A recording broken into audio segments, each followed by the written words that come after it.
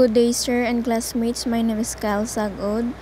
I am the last reporter of Group 5 and my topic is about methods of ranking.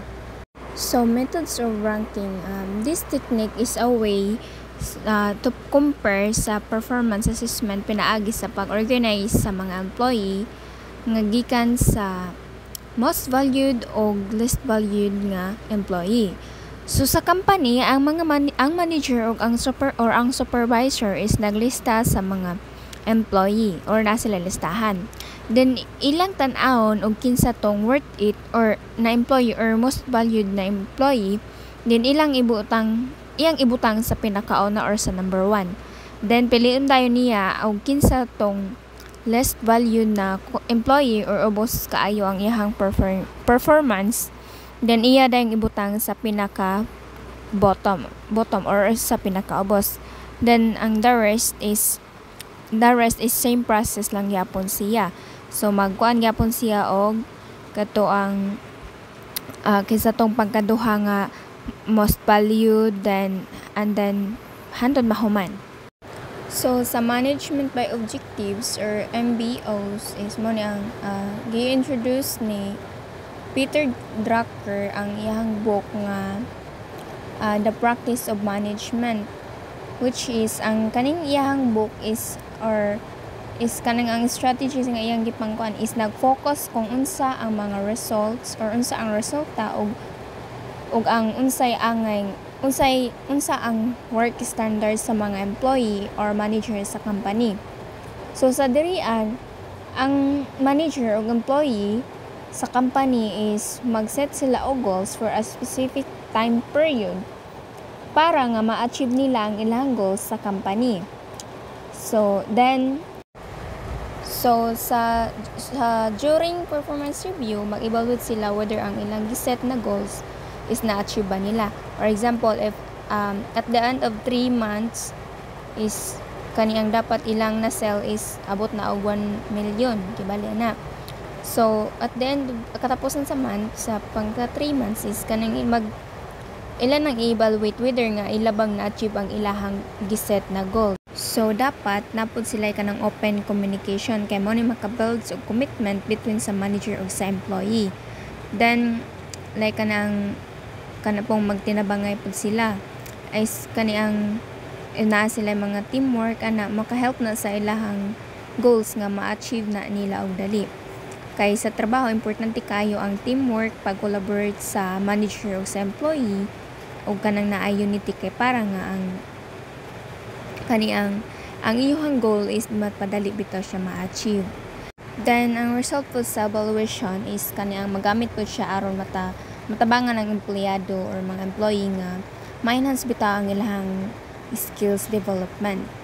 Then sa MBO is most effect for non-routine jobs na nag-required o kaniyang thoughtful work or dapat magialamon jud ang employee or kanang magkahimog gid sila og goods plan para sa ilahang organization para sa progress sa ilahang organization. So by this ang manager both manager ug employee ang ilang gi-implement or gihimo nga kaniyang goal is mo succeed. Then dapat ang kaniang both manager ug employee is maayo sila mo himo og mga plan kung gingon maayo sila mag-create og plan. Then unsa pud ang mga needs og ang kanang ilang giset na goals. So napud tay kuan ani nga mo ni ang gamiton para bitaw nga mas madali ma-achieve ang goals sa ka company or sa mga employee nga giset sa ilahang company ang by kuan aning SMART objectives. So number 1 is specific. So dapat sa MBO is a result or that should be achieved or unsa ilang na-achieve ba dapat.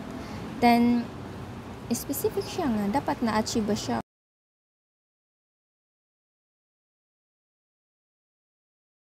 Then measurable, so dapat at the end of the time period dapat clear if ang goal na inyo gihimo is na-achieve ba or wala. Like for example, 1 million dapat ang inyong nabaligya sa inyong new business sa 3 months then so ma-measure siya.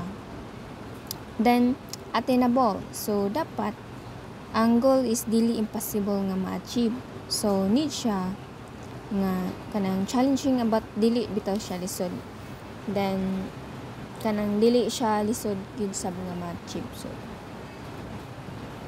then ang sa result oriented is dapat ang goal is connected sa inyong mission and values sa inyong organization. Then ang time limited, so dapat naay time limit kung kay aron nga ma-achieve dali ang inyong goals, or example katong akong giingon nga dapat by the end of 3 months but after 3 months is kani ang inyong goals is na-achieve na yun ninyo. So kining SMART objectives kaning lima ka specific, measurable, attainable, result oriented ug time limited is kani ang nakatabang bitaw siya aron ang mga giplan or ang inyong mga goals is kani ang mahimong mas effective, din makasuporta siya sa inyong needs sa inyong organization. So sa the behaviorally ang collaborating scale or bars is mo ni siya ang kani ang mga technique is na ang kanang ma-identify ang inyong performance as an employee kibali, then makita diri kung unsa ang imong behavior as a worker in terms sa mga critical event files, kung nahuman ba nimo ang task nga ilang gihatag or kaning sa imo or wala. Then so this way is kani ang i-rate kani sa manager or sa supervisor kung worth it ba ka nga itaasan pa og rank or position nga employee. Money kwan diri sa bars.